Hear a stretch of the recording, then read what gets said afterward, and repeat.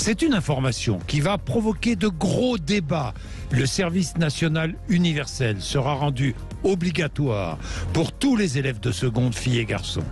Êtes-vous pour ou contre? Débat entre 11h et midi sur l'antenne de Sud Radio et vous témoignez au 0826 300 300. Les jeunes sont de plus en plus sensibles aux contre-vérités scientifiques et de plus en plus critiques à l'égard de la science. 16% des 18-24 ans pensent qu'il est possible que la Terre soit plate. 19% pensent que les pyramides d'Égypte ont été construites par des extraterrestres, des aliens. 27% pensent que les êtres humains ont été créés par une force spirituelle. 20% pensent que les Américains ne sont jamais allés sur la Lune. L'auteur de cette enquête de l'IFOP pour la Fondation Jean Jaurès sera avec nous pour détailler à 10h45.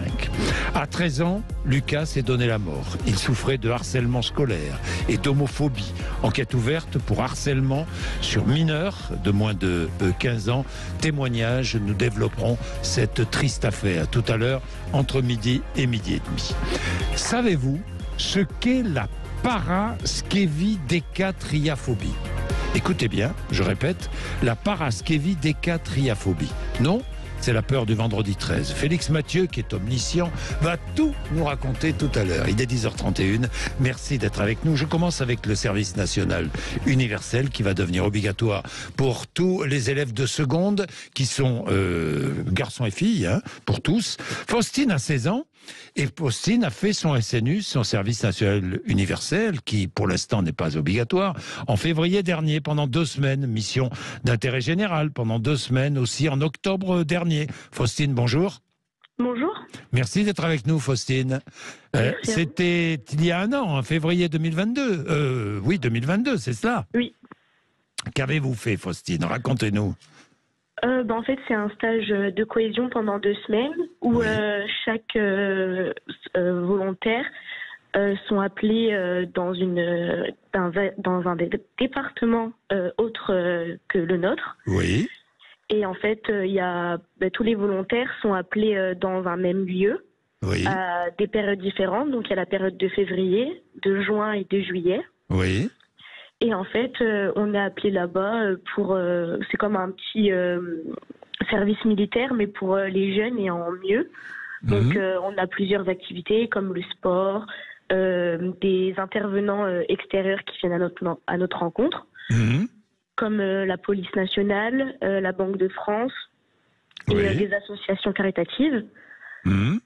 Donc vous êtes parti, on va entrer un peu dans le détail, Faustine. Vous êtes donc parti, d'abord, vous nous raconterez pourquoi vous avez voulu faire ce service national universel, qui pour l'instant n'est pas obligatoire, mais qui sera rendu obligatoire. Faustine, vous êtes donc parti dans un autre département que le vôtre. Hein. Oui. Vous vous êtes retrouvé dans quoi? Dans une caserne militaire? Dans quel endroit physiquement? J'étais comme dans une genre de ferme qui peut accueillir des colonies de vacances et d'immigrants. Vous étiez combien, Faustine? Oula, je ne saurais pas vous dire le nombre exact. Mais des jeunes de votre âge, 16 ans, venus d'autres départements, garçons et filles. Oui. Hein? Comment c'était organisé? En fait, on est appelé, on a une convocation. Oui. Donc on se rend à un lieu qui est près de chez nous pour prendre un bus. Oui. Donc on prend le bus, on arrive sur les lieux, on nous donne nos uniformes. Oui. Et puis la première après-midi, c'est vraiment tout ce qui est le règlement, ce qu'on a le droit ou pas de faire, comment va se dérouler les 2 semaines, ce que nous allons faire, découvrir. Et puis après, la journée est terminée parce que c'est souvent à 2 heures ou 3 heures de nos lieux d'habitation. Bien sûr. Et du coup, le lendemain, on commence avec l'apprentissage de la Marseillaise et le lever de drapeau. Alors, apprentissage de la Marseillaise le lendemain, lever de drapeau, oui, ensuite...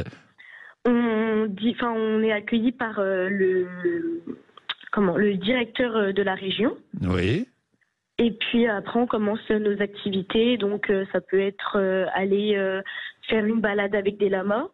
Parce qu'on a pu avoir la chance d'avoir des lamas, ou des chevaux, faire du sport, ce qui est assez souvent et récurrent. Oui. Et puis, on fait des activités soit avec nos encadrants ou soit avec les intervenants. On vous enseigne quoi, au-delà de l'activité sportive, de l'activité physique? La citoyenneté.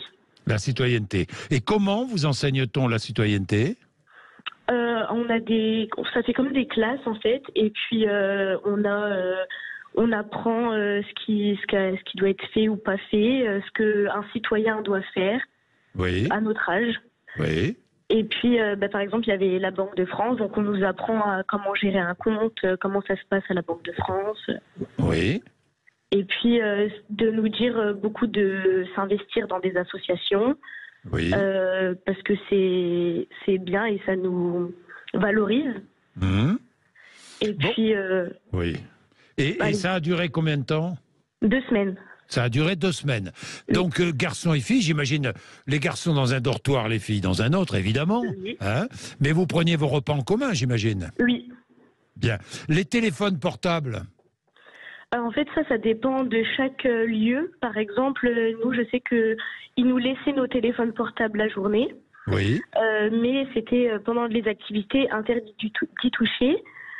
Pendant les repas, ils évitaient de nous le donner, en fait, parce que sinon, on se parle pas et ça n'a pas lieu d'avoir un repas si on est tous sur nos téléphones. Et puis, pour les nuits, on les avait tout le temps. Mais je sais qu'il y a des centres où le téléphone était qu'1 heure par jour. Qu'1 heure par jour dans certains centres. Faustine, vous avez rencontré garçons et filles. Vous êtes créé des amitiés là-bas? Oui. Oui. Énormément. Vous avez senti que c'était pour vous enrichissant? Oui, tout à fait. Oui. Vous avez aimé cette période? J'ai adoré. Vous avez adoré cette période? Oui. Pourquoi avez-vous voulu faire justement ce SNU? Parce que moi, je veux être dans la gendarmerie. Et puis, je me suis dit, ça va être une bonne expérience et un bon début pour voir comment ça pourrait se passer. Alors, ça a certes rien à voir, mais ça pouvait me sortir de ma zone de confort. Je partais loin de mes parents pendant 2 semaines avec des gens que je ne connaissais pas forcément. Donc, un peu d'appréhension au départ. Et puis, au bout de 2 jours, on était tous vraiment liés. Et puis, c'était vraiment de la bonne entente. Très intéressant votre témoignage, Faustine. Je suis très heureux de vous avoir eu sur l'antenne de Sud Radio. Très heureux parce que ce service national universel va être rendu obligatoire. Vous pensez que c'est bien pour les garçons et filles de votre âge, de 16 ans? Oui, tout à fait. Bon, merci Faustine. Vraiment merci. Le débat est lancé. Qu'en pensez-vous? Merci beaucoup. Qu'en pensez-vous? Allez-y, 0826 300 300, témoignage de Faustine qui a fait son service universel, national universel. 32 000 jeunes de son âge l'ont fait l'année dernière. Si ça va être rendu obligatoire, là ça va concerner 800 000 jeunes. Toutes les familles vont être directement ou indirectement concernées. 800 000 jeunes, ça va être une organisation difficile à mettre en place, mais ça va coûter cher, mais personnellement, je pense que c'est extrêmement efficace.